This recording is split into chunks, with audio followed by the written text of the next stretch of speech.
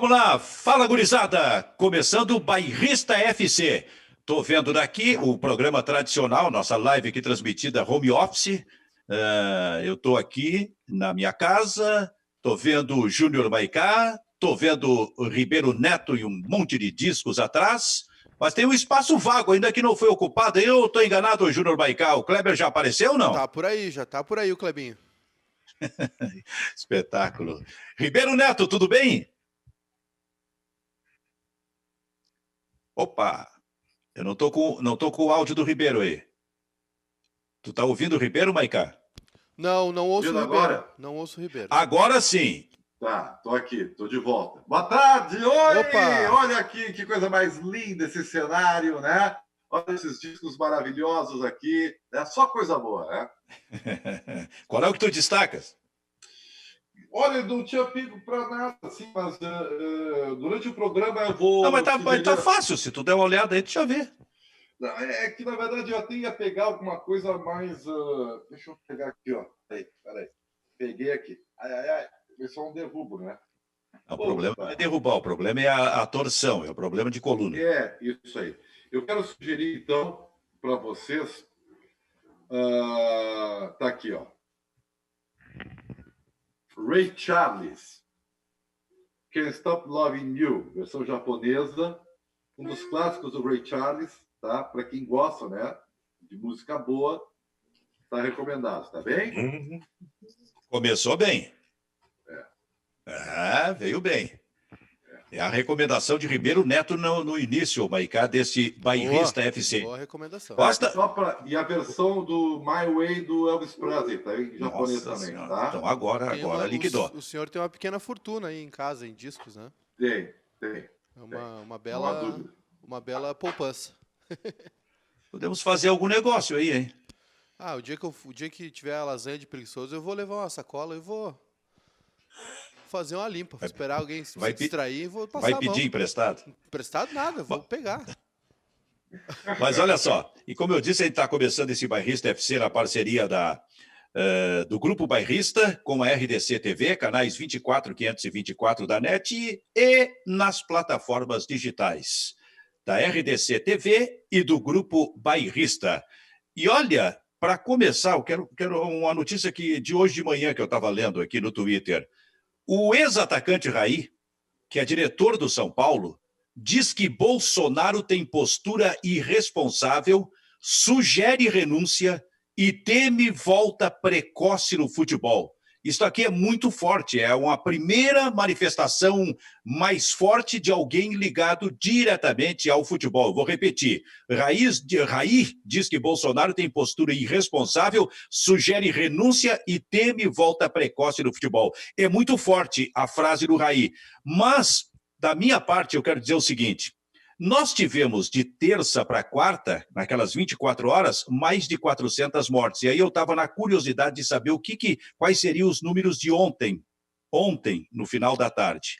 E aumentaram esses números. Nas últimas 24 horas, quase 500 mortes. Eu quero dizer o seguinte: vai ser uma irresponsabilidade a volta do futebol neste mês de maio, como muita gente ligada ao futebol está pregando, está solicitando nesse momento, Maicá e Ribeiro Neto. Mas olha só, como eu falei para vocês, quando eu estive aqui com vocês, foi na terça-feira, anteontem, né? Eu disse para vocês que iria acontecer isso, porque é uma questão política. Tá? O futebol ele é um desafogo para a crise política do governo, é um desafogo para os clubes de futebol que estão desesperados, é um desafogo para as televisões que precisam botar esse produto no ar e precisam dos patrocinadores que só vão dar dinheiro com o produto no ar. Então, é um desafogo para todo mundo. Então, isso aí é uma questão de interesse, o interesse se sobrepondo à questão da saúde. Eu sabia que isso ia acontecer, me parecia óbvio. Agora, a questão do Raí, eu me permito dizer o seguinte: eu acho que ele misturou as bolas, tá? Se o Raí se posicionasse só sobre o futebol, beleza? Ele é dirigente do São Paulo, tem mais é que fazer isso aí. Agora, ele já dizendo que o Bolsonaro tem que renunciar, aí ele misturou, que não tem nada a ver. Porque se o João Dória, que é o governador, proibir o futebol, não tem futebol. Se o Covas lá prefeito de São Paulo proibir o futebol, não vai ter futebol, mesmo que o Bolsonaro queira. Então, eu acho que as pessoas não têm que misturar as coisas e não politizar, embora eu admita que tudo seja um grande pacote. E tem que ver o seu Raí se o presidente de São Paulo está com o mesmo discurso dele, viu? Eu acho que não. Né? Então, vamos com calma nisso aí, vamos com calma. As pessoas são muito coléricas, o Silvio. Eu acho que alguém chamou? Kleber, não? Clebinho. Fala, Clebinho. Tudo bom, Ribeiro? Programa muito melhor com a tua participação, viu? Mas o Raí, ele disse, isso não é a posição de São Paulo, isso é a minha posição do Raí. Tá e eu acho que o Brasil, ele frisou isso, né? Não misturem as coisas, isso é a minha posição. Até foi perguntado a respeito do que o Sócrates diria. Aí não sei se ele fala em nome da família, né? Mas a família do Raí, que tem o Sócrates também, sempre teve um posicionamento muito forte. Eu acho muito positivo esse posicionamento de pessoas ligadas ao futebol em relação ao momento político, né? A gente, durante muito tempo, ficou meio preocupado porque ninguém tomava uma iniciativa. A gente vendo no mundo todo atletas fazendo doações, fazendo campanhas, e aqui no Brasil um silêncio completo, né? E tem outra coisa, o futebol brasileiro meio que vai na contramão do mundo, né? Na França, por exemplo, vai ser oficializado o fim do campeonato, né? Uma determinação do governo que foi acatada pela Federação Francesa. Acabou de ser, Kleber. E lá com o rebaixamento e tudo, né? Não tem pano, ninguém passou a mão, né? Se define o campeonato da maneira que a tabela estava. O Lyon, por exemplo, que fez um grande investimento, não vai conseguir jogar a Champions, que era um dos objetivos, né? O Lyon é um time tradicional. Então, cada um vai ter que arcar com os seus prejuízos. E o Bolsonaro, eu acho que ele está arrumando um desgaste desnecessário. Talvez no pior momento do governo nos últimos tempos, né? E no pior momento da coronavírus, ele começa a se meter no futebol, a apressar uma coisa que não tem necessidade de ser apressada, né? Acho que está muito bem posicionado. E vamos primeiro definir os protocolos, ver qual é a condição de segurança, para depois chamar os jogadores. Tem que ter uma padronização, né? uma uniformização no tratamento disso enquanto os atletas. Acho que não é o momento de apressar essa volta. Kleber, Sim, Ribeiro. Metade da rede social larga o Bolsonaro de mão, vai se preocupar com o seu clube do coração. Claro, evidente, né? Evidente, é a cortina de fumaça para esse mau momento, né? Vamos investir no futebol. E aí o Bolsonaro, Benfica, quer que faça o Campeonato Carioca em Brasília? Para quê? Não. Segura isso aí. Tem muito devaneio nisso aí. E até quero dizer que se fosse o Sócrates, a posição seria ainda mais drástica, mais radical, pelo envolvimento que o Sócrates tinha com política naquela época, do que a do Raí. Mas é possível separar isso aí. Primeiro, uma primeira manifestação oficial e muito forte, até colocando política diretamente na questão de alguém ligado diretamente ao futebol brasileiro, que é o Raí, hoje diretor de São Paulo, ex-jogador. Segundo, e isso é o que me preocupa mais. Por isso eu falei na irresponsabilidade se o futebol, Júnior Maicá, voltar desse mês de maio. Porque agora as mortes começaram a se acentuar. Eu achei assim, que poderia ter sido lá de terça para quarta, 400 e poucas mortes, mas um fato isolado, e por isso fiquei esperando as 24 horas seguintes. E aí surgem mais quase 500 mortes. Então, a ideia que se tem, pelas informações, aliás, até com o próprio o novo ministro da Saúde, meio assustado, sem dizer muito o que dizer, é que essas mortes, essa média de mortes vai aumentar. Então, como fazer futebol a partir daí? É preciso realmente, primeiro, se conversar bastante a respeito desse assunto, mas não se impor que o futebol volta no mês de maio. Para mim, não tem, Júnior Maicá, condição do futebol voltar nesse mês de maio. Pois é, Silvio, eu também não vejo como, né? Ontem, o Andrei Kampf tuitou, até salvei aqui para trazer para o programa. Ele tuitou hoje de manhã, né? Conversei com 3 pessoas que participaram da reunião na CBF, a reunião realizada ontem, e alguns tópicos. Existe sim a chance de alguns estados voltarem com os campeonatos antes de outros.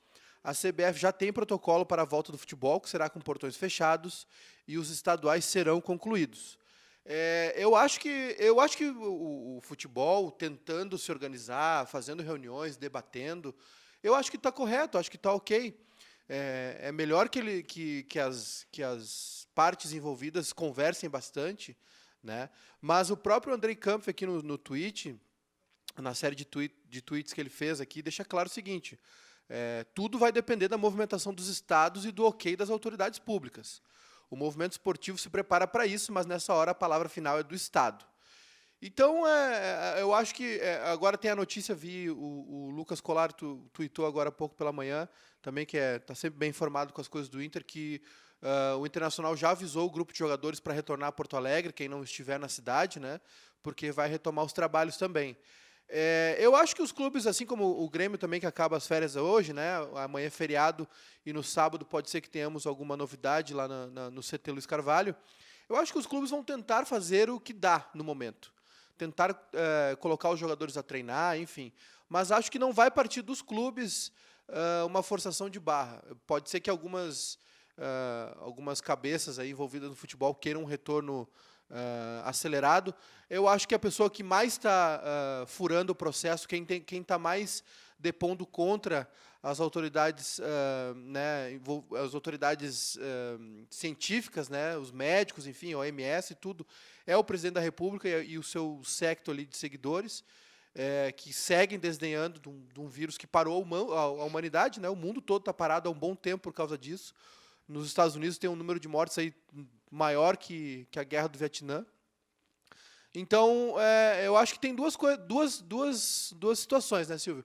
Acho que se os clubes, na medida do possível, puderem organizar um retorno às atividades que não envolva aglomeração e que não se baseie numa forçação de barra para voltar a jogar futebol, eu acho ok. A preparação, de qualquer maneira, essa preparação que Grêmio e Inter pretendem fazer não vai ser para um jogo de futebol, né? Vai ser no máximo para manter os atletas treinando, se mexendo, porque eles vão ficar um período, se eles ficarem um período mais um pouco parados, vai ser um período maior do que férias, né, de final de ano. Mas acho que está tudo bem claro aqui na série de tweets do Andrei Campos. Vai depender das autoridades, do Estado, né, da parte de quem manda realmente no Estado e no país. Então, se os clubes não comprometerem a saúde dos seus jogadores, se realizarem os testes, tudo bem, ok. Sem criar expectativa também, sem gerar ansiedade na sociedade, porque tem muita gente negando um vírus que é um fato, que é uma realidade.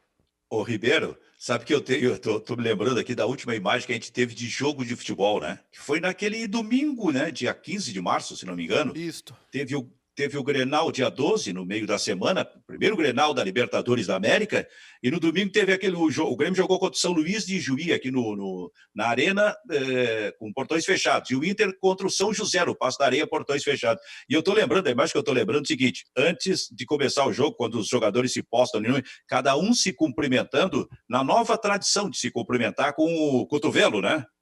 Tem gente que se cumprimenta pelos pés, mas eles se cumprimentaram pelo cotovelo. Olha, muito bem, os jogadores realmente estão conscientes do que está acontecendo. Aí começa o jogo, 90 minutos de jogo. Cara, embola toda hora. Dentro de uma área vai cobrar uma falta, um escanteio, tem 15 jogadores se batendo, se puxando dentro da área. Então, que contradição é essa?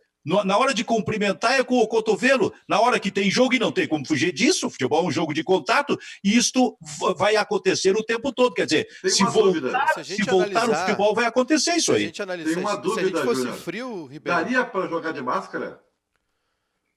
Não sei. Na Inglaterra, a orientação é essa: o futebol volta com os jogadores atuando de máscara. E teve uma TV alemã, não sei se é Deutsche Welle, qual a TV, que pediu para o jogador da segunda divisão fazer um teste, né, participar de um treino um pouco mais acelerado, jogando com máscara, e o cara disse: não, com máscara não tem condição de jogar, mas vai ter que ser utilizada. Mas é que depende da máscara, né? Por exemplo, existem vários tipos de máscaras. Isso é verdade, Ribeiro. E tu conhece, esse assunto tu conhece. Eu sou especialista nisso, Clebinho. Eu já Agora, quando eu nasci, eu já mascarado. Olha aqui, ó. Se fôssemos analisar friamente, não era para ter acontecido o Grenal, né? Porque a pandemia já era uma realidade naquele período. Mais friamente falando, não era para ter acontecido o Carnaval, Júlio.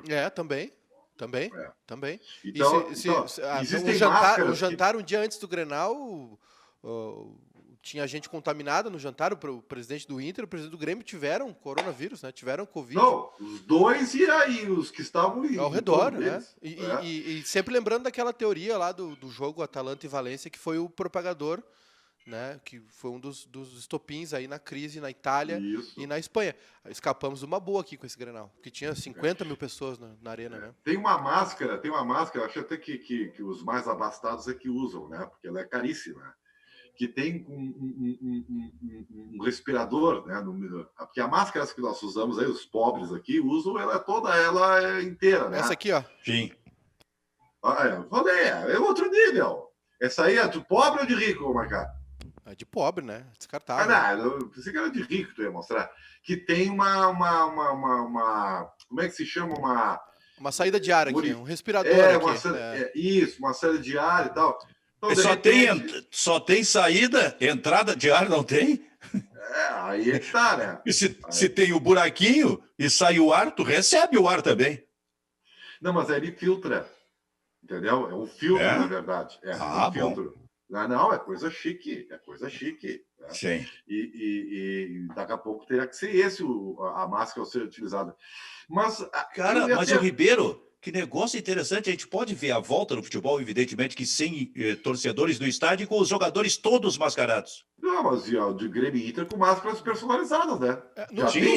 Com todos os clubes. Com todos os clubes. Lá Vai ser uma imagem. Não duvido que aproveitem para vender uma propaganda ali, ó. Lá na Alemanha, os treinamentos são turnos invertidos, sem contato, né?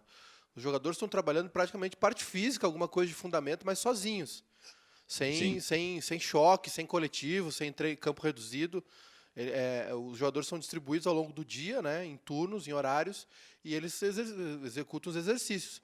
Esse retorno de Grêmio e Inter, assim, a gente tem que... Acho até interessante Grêmio e Inter se pronunciarem, porque está todo mundo achando que os clubes vão voltar aos treinos naquela normalidade. Rachão, coletivo, enfim... Eu acho que Grêmio e Inter tinham que se pronunciar nisso, entendeu? Porque agora vem a notícia aí que o Inter também já chamou seus jogadores, né, para retornarem a Porto Alegre, de que é uma ideia diferente, é algo para manter os caras em movimento, para eles não perderem muita massa, para não ficarem muito desembocados quando retornarem às atividades normais. Mas não é um treino completo, não é um treino normal, pelo contrário, é uma coisa totalmente incipiente, assim, né, não é um treino normal. Eu acho que Grêmio e Inter deveriam se posicionar nisso, né? Porque tem muita gente que, né, hoje em dia, cada vez mais essa propagação de fake news e de desinformação, vai todo mundo achar que Grêmio e Inter vão estar se preparando para voltar a jogar. E está longe disso, está bem longe disso. Porto Alegre aqui, o prefeito Marquesan e o governador Eduardo Leite estão na mesma linha de pensamento, né? São favoráveis ao isolamento social, enfim. Olha, o futebol não volta tão cedo. Quem está nessa expectativa aí pode tirar o cavalinho da chuva.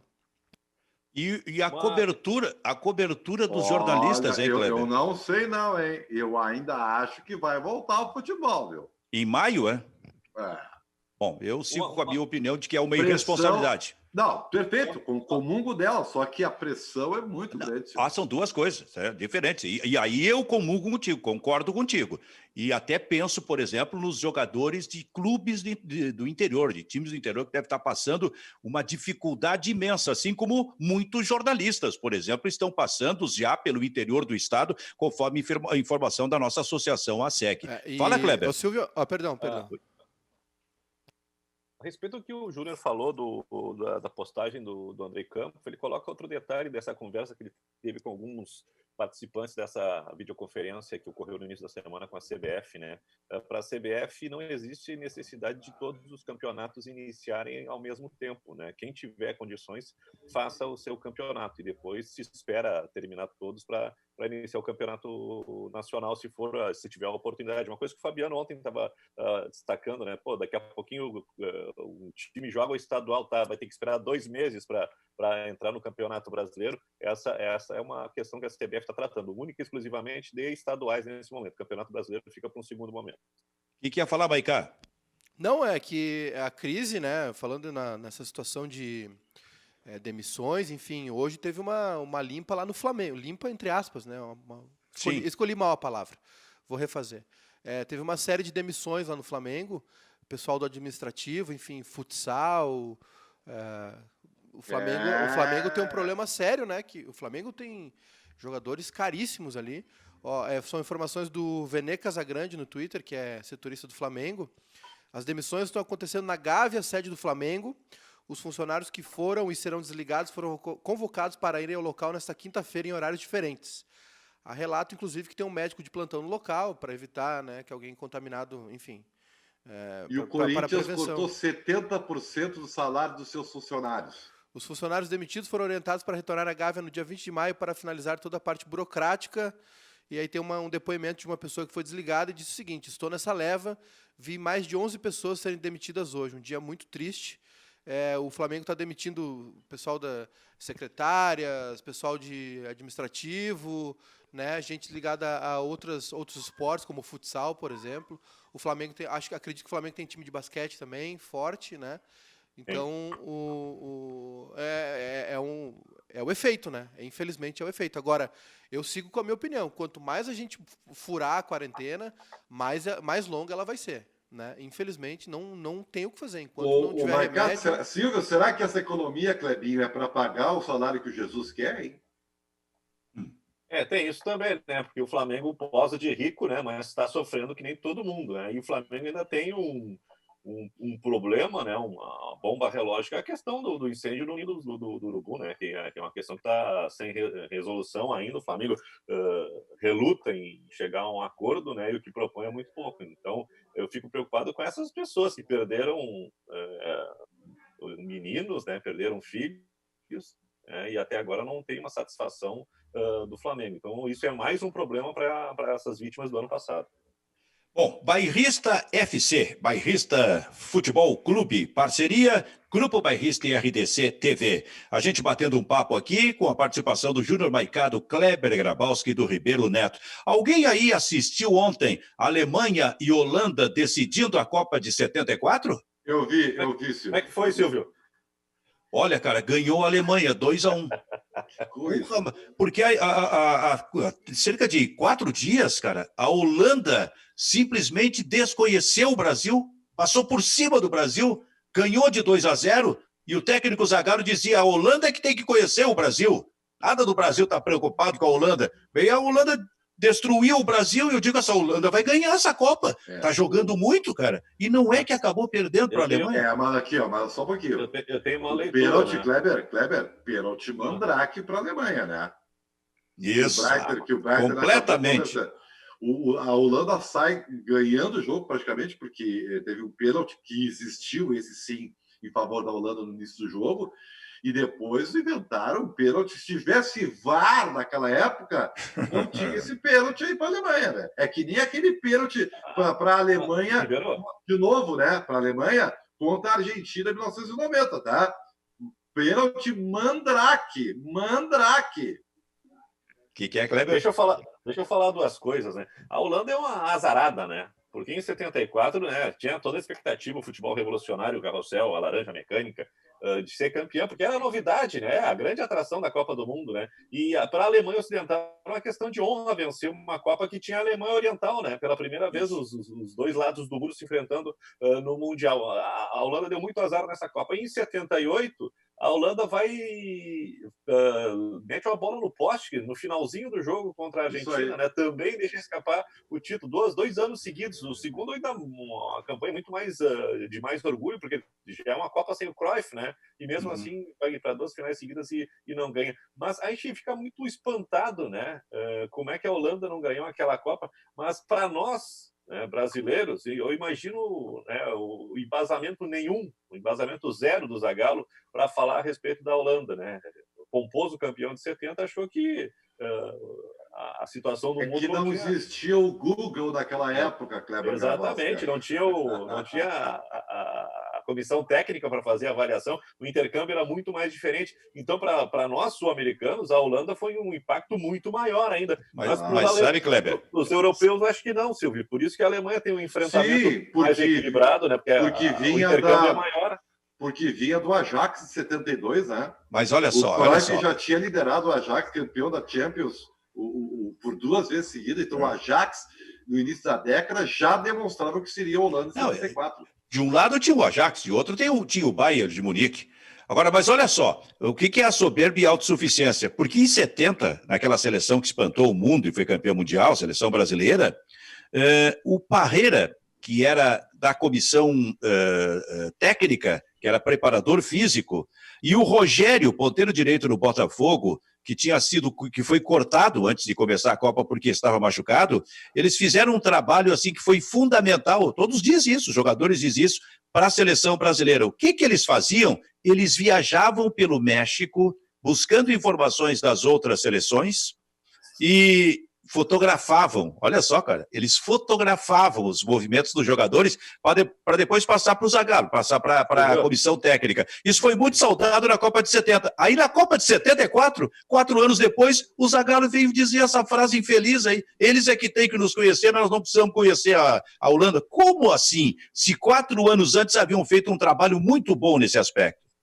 Famosa seleção tico-tico no futebol, tico-tico no fubá. O Zagallo disse que era o futebol da Holanda, né? E o Gerson naquele especial que a Sport TV fez sobre a final da Copa de 70, né? Antes do jogo, a Sport TV reuniu o Jairzinho, o Gerson e o Rivelino para bater um papo, né? Numa live lá. E o Gerson falou justamente isso que o Silvio relatou, né? Que é o trabalho de espião que o Rogério, que tinha sido cortado com o Coutinho, faziam. Eles fotografavam e o Gerson disse assim, a gente ia para a concentração e via os slides, a tecnologia da época. Né? Olha, mas mas para mim o mais importante nessa decisão de ontem, da Alemanha contra a Holanda, é um símbolo, é um emblema. Porque daqui a pouco a gente estava vendo, assim, dentro da área da Alemanha, disputa de bola do Cruyff com o Beckenbauer. 2 gênios da história do futebol se encontrando, porque ali o Beckenbauer já era, ao contrário da Copa de 70, quando ele era meio-campo, ele já era zagueiro na Copa de 74. Então a gente tinha, daqui a pouco, à nossa disposição, a imagem de 2 gênios da história do futebol, Beckenbauer e Cruyff. Isso, para mim, foi muito simbólico. Era uma outra geração e a competição de craques era completamente diferente, né? Hoje nós temos o quê? Nós temos 2 jogadores fora da curva, um por questão técnica, que é um gênio, que é o Messi, o outro por uma questão técnica e física, porque o Cristiano Ronaldo também só é o que é porque ele é um cavalo, né? E um que é coadjuvante, que poderia ser bem mais do que ele é, não fosse tudo que envolve a sua carreira, que é o Neymar. Porque de resto, nós temos jogadores muito bons, é verdade, alguns de grande qualidade, mas que não têm um status para eu dizer que são craques. Ao contrário de 10 anos atrás, 15 anos atrás, e depois para trás, né? Nós tivemos tantos. Aquela seleção tinha vários jogadores. Então mudou muito. E só para não perder o link do que disse o Kleber, a seleção de 74 da Holanda era para ter vencido, merecia, né? Porque foi revolucionária. Mas a Hungria, em 54, também foi revolucionária e não ganhou, né? Chegou na final e acabou perdendo para a Alemanha. Curiosamente, para a Alemanha também. Então, às vezes, não tem o arco-íris no final do pote, viu, Kleber? Olha só, Júlio Maicá, tem um vídeo do Oscar, né? Ex-jogador do Internacional, que a equipe do Oscar mandou para aí, né? O que é isso exatamente? E a gente até em seguida vai colocar no ar esse vídeo aí, Vamos colocar um depoimento do Oscar sobre a passagem dele no Inter, né? Isso, né, Júnior? É isso aí, né? Um depoimento dele aí, muito legal para o documentário. Mas o documentário, ele diz respeito aos melhores números 8 do futebol, uma coisa assim. O pessoal vai preparar para passar isso. Silvio, eu vou te ser bem sincero, eu tô bem por fora dessa história aí, porque não tava... Melhores 8 não tava do por dentro Inter. dessa aí, mas é um documentário que o Oscar deu um depoimento, não sei qual é o documentário, mas vou descobrir agora. Não, a gente vai colocar... Não é do Inter. Ele fala do Inter, mas a chamada é que é melhores 8 do futebol, uma coisa assim, aparecem umas imagens, depois o Oscar começa a falar sobre o Internacional. Com todo respeito, ele não tinha que estar no documentário, né? Se é o melhores 8 do futebol brasileiro, não pode estar o Oscar no documentário. Eu te te confesso que eu não entendi. Vamos tentar entender, colocando esse vídeo aí, vamos ver se o nosso Júnior B, coloca no ar para a gente poder... Se bem que a gente tem que tá vendo na televisão, é isso, né? Quem não estiver na frente da televisão. Bom, vai assistir quem estiver, por exemplo, vendo na televisão nesse momento aí. Coloca para a gente aí, Maica, o Júnior.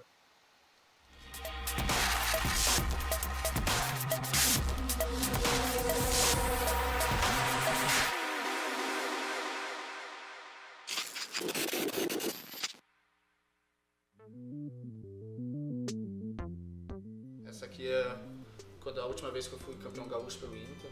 Eu jogava muito com a 16 lá também, que sempre me deu sorte, então eu gostava de jogar com a 16 no Inter. Então é um lugar em Porto Alegre também que eu me dei muito bem, minha esposa, que eu gosto muito. Os torcedores já compravam a 16 por minha causa, então... Mas foi muito legal, a passagem pelo Inter é uma passagem muito boa, que eu gostei muito e que foi um dos times que ficou no meu coração, porque tem um carinho muito enorme lá. E o pessoal gosta de mim como se fosse ídolo, muito ídolo lá, e, tipo, pela minha passagem, pelas coisas que aconteceu lá, então eu tenho um carinho enorme. Vai chegando, bateu com a direita!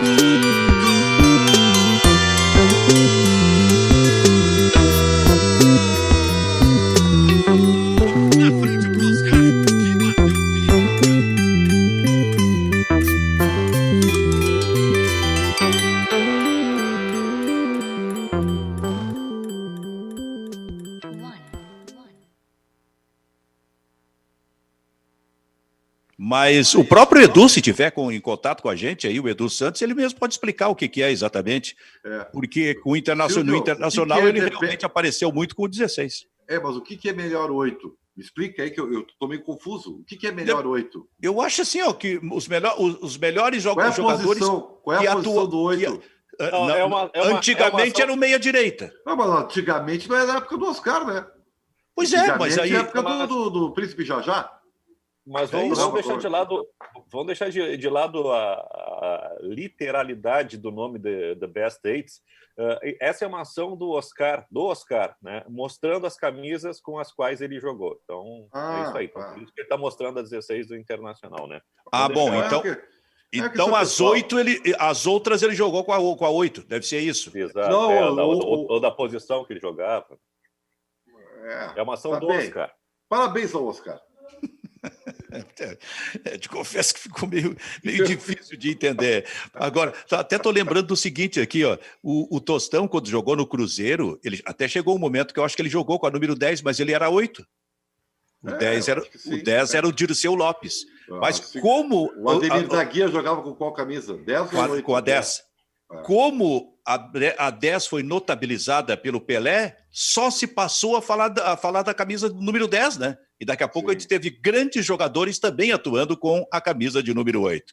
Muito bem! O Silvio derruba uma tese, né? Que aquela seleção brasileira de 70 era recheada de camisa 10.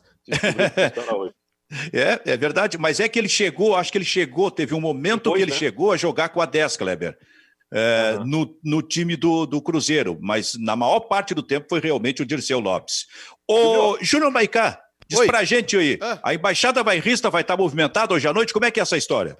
Naquelas, né, respeitando todas as medidas de distanciamento, enfim, e de segurança, todo mundo de máscara, com álcool gel nas mãos, enfim. Hoje nós temos uma live aí com a Vera Louca, né, devido ao sucesso que foi a primeira. Muita gente pediu, enfim, vamos fazer uma segunda edição hoje à noite para arrecadar... Tá vazando alguma coisa aí, alguém tá ouvindo um áudio no telefone. O abraço vazou. Um abraço. Eu quero mandar um abraço ao doutor Homero Bellini, que me mandou o recado aqui, tá? O Ribeiro tá... É mesmo? Grande Homero. Então teremos hoje, 9 da noite, uma live com a Vera Louca para arrecadar alimentos, doações, enfim... hoje à noite o pessoal pode se ligar aí nas redes sociais. Vamos estar ao vivo aí nos canais da Vera Louca, nos nossos canais também, com uma live muito legal aí. A primeira foi muito legal e hoje promete ser mais legal ainda. Vou assistir aqui tomando muita água, Maicá. Eu também, água com gás. Silvio?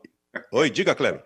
O pessoal do Bairrista também reproduziu isso, né? Uma declaração do Alex, o Alex Cabeção, contando que por 2 vezes bateu na trave, né? E quase chegou no Grêmio. E olha só, o Grêmio do Tite, né? Foi campeão em 2001 e em 2002 fez contato com o Alex. O Alex ele estava emprestado para o Flamengo, não tinha dado certo, reemprestado para o Palmeiras e estava vinculado ao Parma da Itália. E o Grêmio fechou com o Alex. Aí na última hora o Luxemburgo foi lá e disse: ó, conto contigo, né? Era 2002, eu estou montando um time para 2003, né? E os dois já tinham trabalhado juntos. E o Alex foi seduzido pelo xalalá do Luxemburgo. Imagina o Alex jogando no Grêmio, naquele time do Tite, que monstro que não ia sair, né? Se o time já era uma máquina, imagina com o Alex. E depois, Silvio, o Alex em fim de carreira, 2012, está encerrando a trajetória vitoriosa lá no Fenerbahçe, onde até estátua ele ganhou. O Grêmio liga de novo e eles, não, eu vou encerrar meu contrato aqui e depois encerrar a carreira no Curitiba. 2 vezes que o Grêmio foi para cima do Alex e não conseguiu. Em 2002, se ele tivesse vindo para o Grêmio, eu acho que ele ia jogar exatamente na posição do Zinho, né? Que eu tenho a impressão que o Zinho já em 2002 não estava mais no Grêmio. Em 2002 eu acho que o camisa 10 do Grêmio é o Rodrigo Fabre, né? Se não me engano. Pois é. Ele faz uma boa Libertadores também, um bom brasileiro, faz bastante gols. E o Alex e o Zinho, eles ocupavam, digamos que a mesma faixa de campo, era a mesma ideia, o mesmo tipo de movimentação, de posição. Só que eles jogaram juntos no Cruzeiro. Não jogaram naquele grande time do Cruzeiro de 2003? Jogaram juntos, o Cruzinho estava por lá. Então, se o Zinho tivesse do Grêmio, talvez eles pudessem então ter jogado juntos também em 2002, o Zinho, que foi um dos grandes nomes do time de 2001. Bom, esse Gilberto, é o Bairrista FC. Demais, né? O Gilberto... Como é que é? Fala, Kleber. Qualidade nunca é demais, né, Silvio? Dá para colocar sem problema nenhum, né? Claro que não. E o Maicá também falou alguma coisa aí. O Gilberto chegou a jogar de armador também no Grêmio, como camisa... Era lateral esquerdo.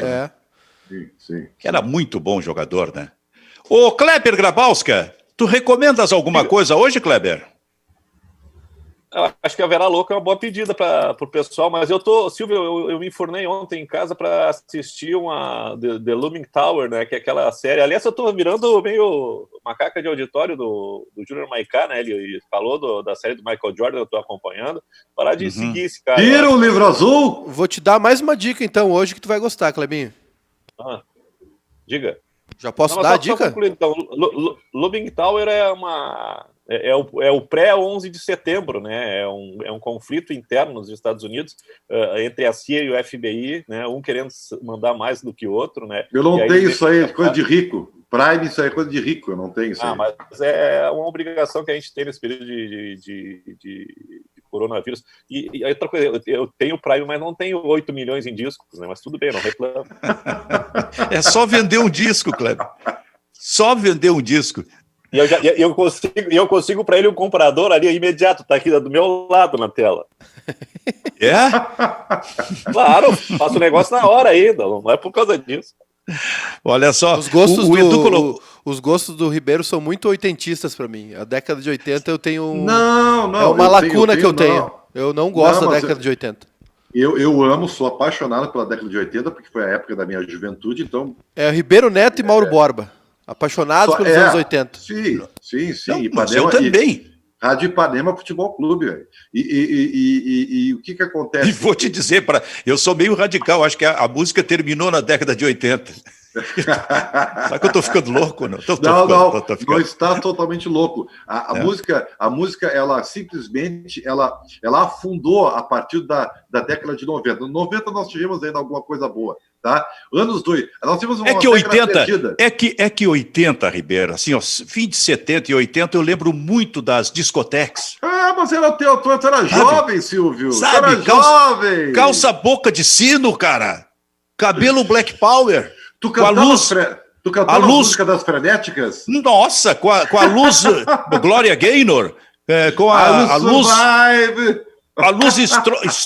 estroboscópica, eu não sei se era assim que se dizia, pegando em cima da gente.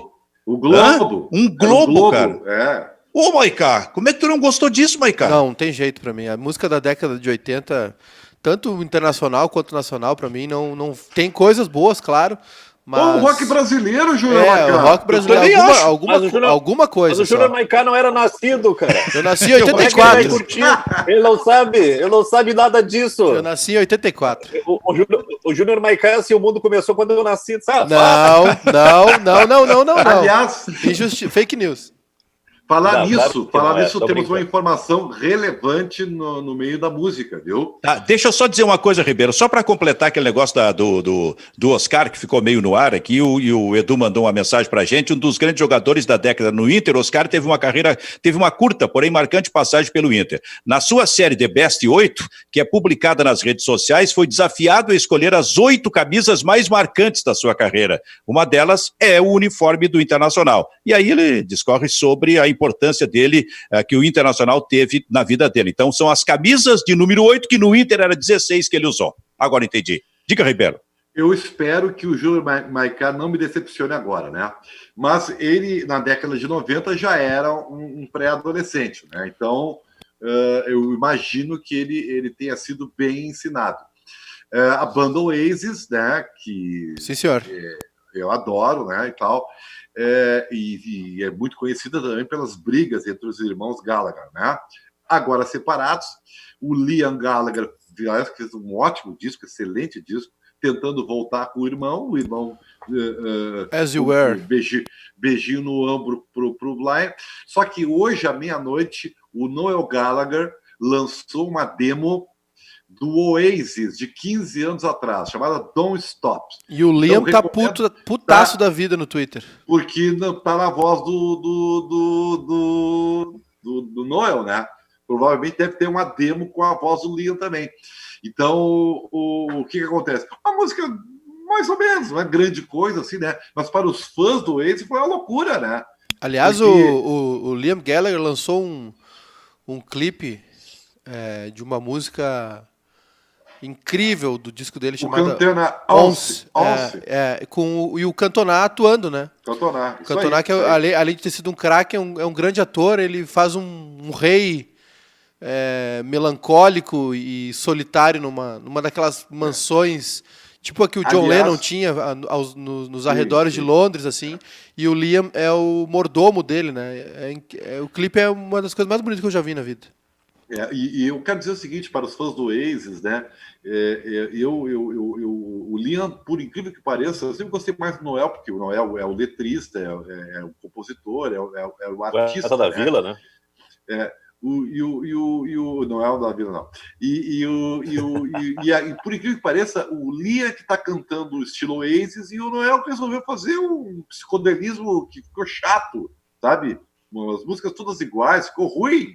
Então, Noel, volta pro Oasis, meu filho, pelo amor de Deus.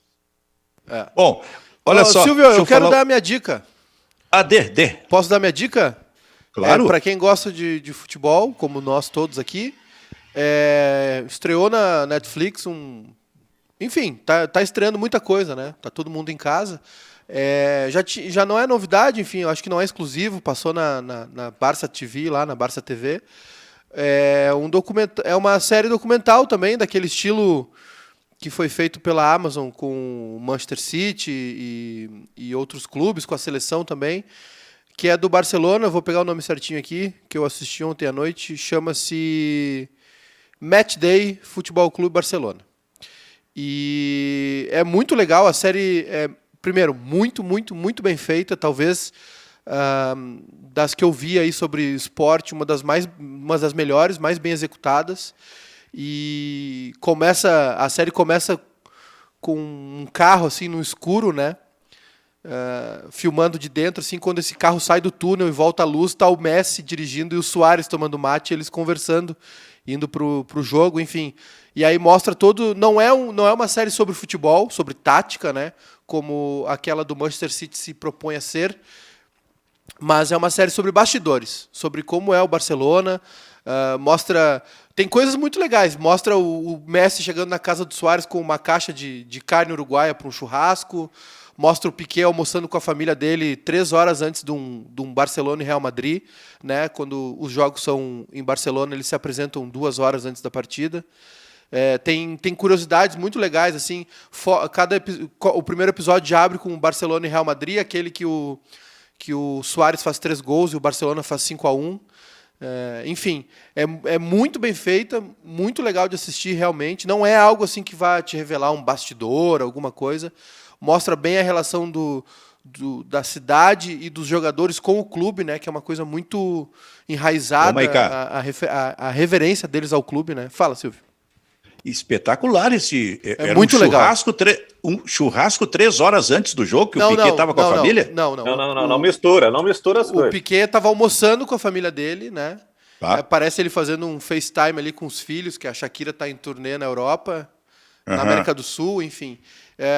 E aí tem bastidores também, mostra os jogadores o que eles meio que fazem fora dali, né? E aí, Sim. Esse primeiro episódio é muito mas no eu Suárez. entendi, só que tu dissesse, então eu fiz confusão Me com o expressei churrasco, mal, mas tu dissesse... Me expressei mal. Mas tu dissesse no que os outro jogadores... dia. Quando o jogo é em Barcelona, os jogadores almoçam Sim. em casa e se apresentam 2 horas antes da partida? Não, isso é um fato. Só que o dia do churrasco não é esse, né? Perfeito, tudo bem. Mas de qualquer maneira, chama atenção isso, né, cara? Muito. Tu tá indo, é como se a gente tivesse um Grenal em Porto Alegre, e aí determinado jogador, ou do Inter ou do Grêmio, tá em casa almoçando ao meio-dia para um jogo que é às 4 e vai para a concentração à 1h30 da tarde. É curiosíssimo, assim. Parece o Piquet almoçando com os pais dele, né? E aí uma hora até ele diz pro pai dele, pai, tá na hora e tal. E o pai dele dirige, leva ele pro jogo. Já o clima na cidade, né? Um clássico, enfim, um dos maiores clássicos do planeta. Torcedores nas ruas, enfim.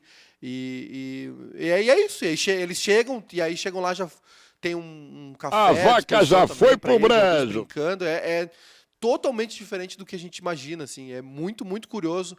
E é legal porque é feito, é muito bem feito, assim, eu quero ressaltar isso. É uma qualidade, assim, hollywoodiana, né? E é feito pelo próprio Barcelona.